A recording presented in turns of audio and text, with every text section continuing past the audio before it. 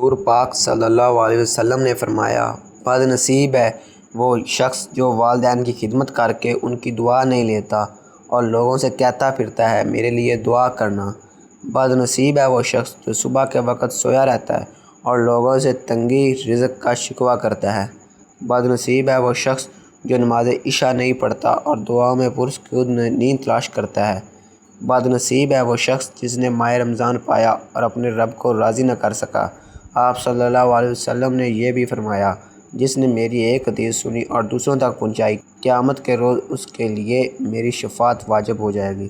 رسول پاک صلی اللہ علیہ وسلم نے فرمایا، اللہ تعالیٰ کا ارشاد ہے کہ 3 طرح کے لوگ ایسے ہوں گے جن کا قیامت کے دن میں مدعی بنوں گا۔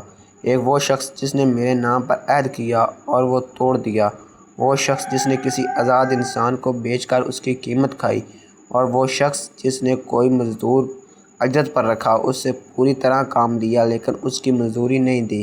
صحیح بخاری حدیث نمبر 2227۔ آپ صلی اللہ علیہ وسلم نے فرمایا، آباد رہے وہ شخص جو میری حدیث دوسروں تک پہنچائے۔ مزید ایسے اسلامک ویڈیو دیکھنے کے لیے ہمارے یوٹیوب چینل بصیر ایڈیٹر کو سبسکرائب کریں۔ آیت الکرسی کی فضیلت۔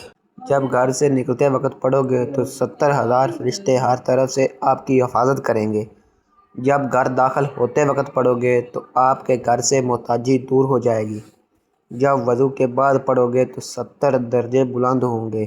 اگر رات کو سوتے وقت پڑھو گے تو ایک فرشتہ ساری رات آپ کی حفاظت کرے گا، اور اگر فرض نماز کے بعد پڑھو گے تو آپ کا ایک پاؤں زمین پر اور دوسرا جنت میں ہوگا۔